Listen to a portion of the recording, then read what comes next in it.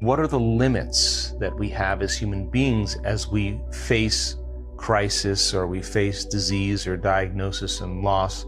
Do we typically use something outside of us, something to change how we feel inside of us? And that's for the most part the old model of reality, but people are beginning to learn how to self-regulate. And when people begin to gain knowledge and information, knowledge is the precursor to experience. And every time they learn new things, they make new connections in their brain. Their learning is making new synaptic connections. So it starts in the mind. It starts with a thought. So as you begin to learn new knowledge and you begin to assemble new neurological structures, the key then is to be able to repeat that information, to review it, to study it, to talk about it. And if you take a group of people and you put them together that are interested in evolving their understandings and creating a better life for themselves, or seeing if their thoughts have some effect on their destiny, that knowledge then is information. And information and knowledge creates awareness, and awareness is consciousness, and you can't have consciousness without energy. So people, as they learn knowledge, they begin to change their energy.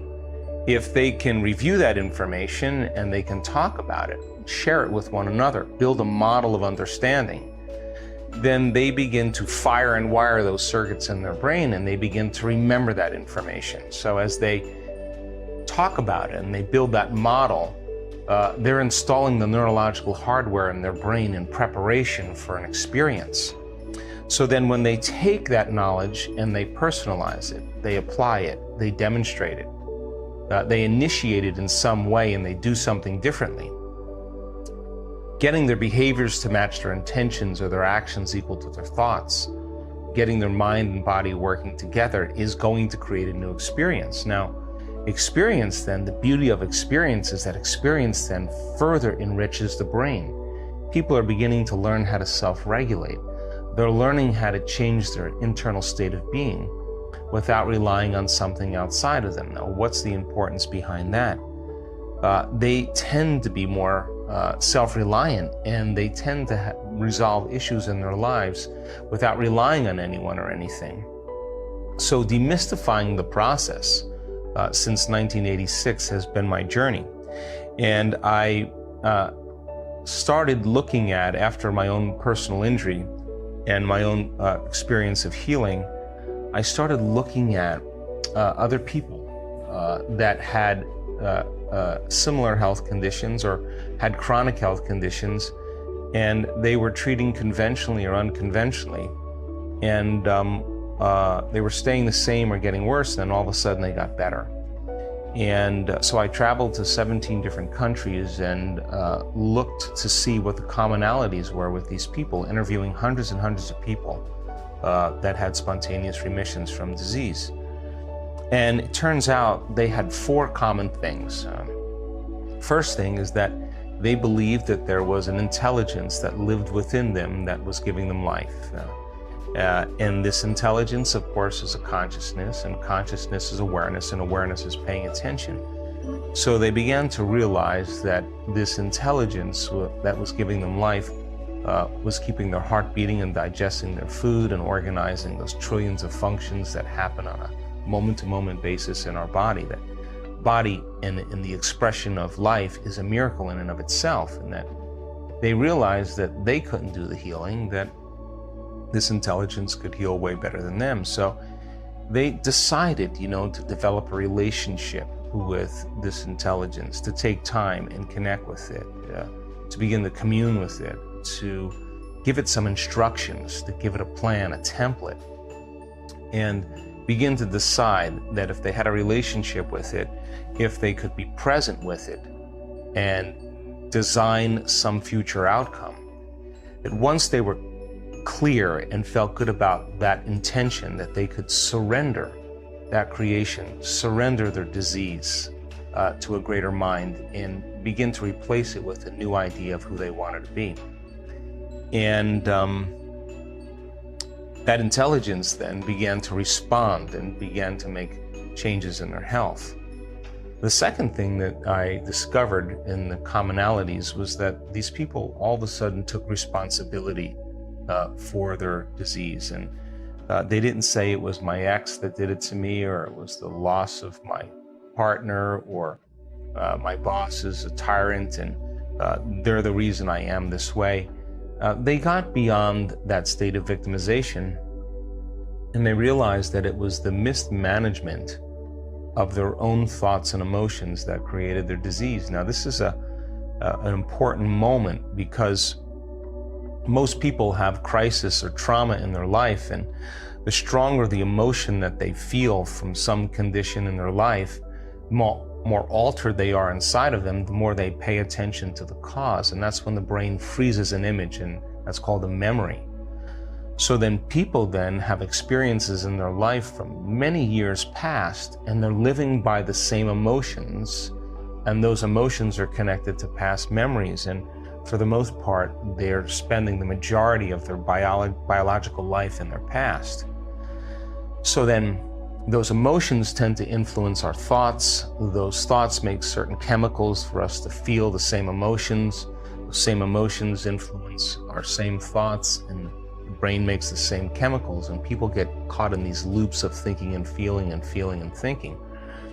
And so fear, unworthiness, guilt, shame, suffering, pain, anger, frustration, resentment, those emotions are derived from the hormones of stress. And it's a scientific fact that the long-term effects of the hormones of stress really signal the genes to create disease. And not knowing the words that I'm using right now, people intuitively understood that it was their own mismanagement of their thoughts and emotions that probably created their health condition. And those emotions of stress, of the stress hormones, in fact, the long-term effects really begin to break the body down.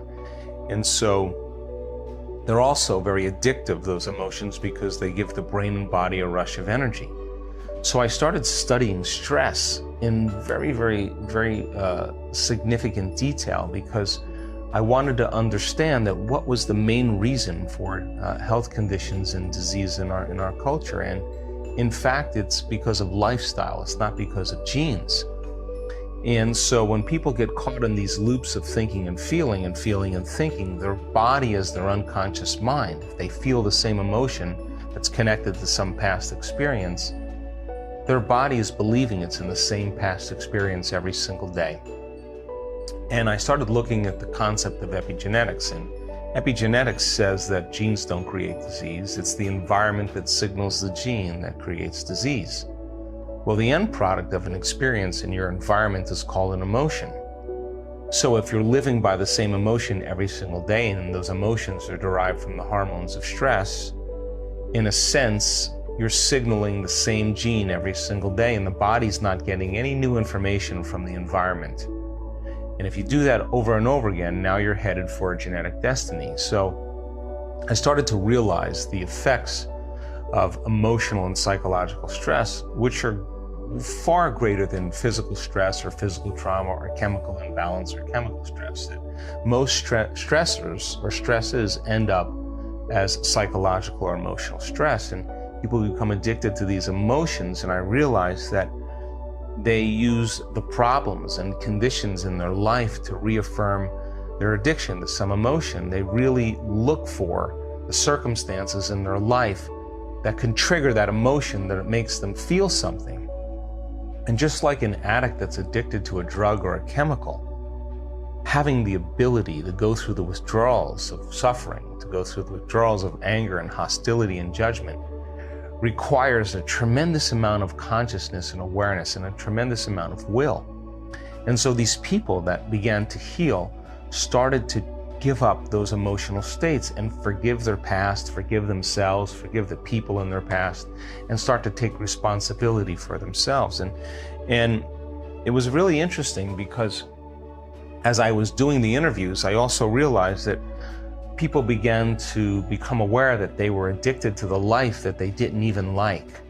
And if they were truly going to change themselves, they had to break those addictions and change the view of the way they perceive their life. In other words, we don't see things how they are, we see things how we are.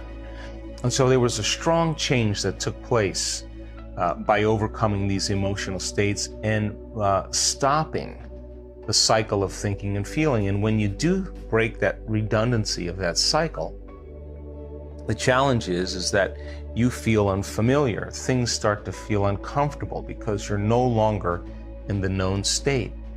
But the redundancy of thinking and feeling and feeling and thinking over time conditions your body to subconsciously become the mind of that emotion, which means then to change is to be greater than your body, the body that's been conditioned to be the mind.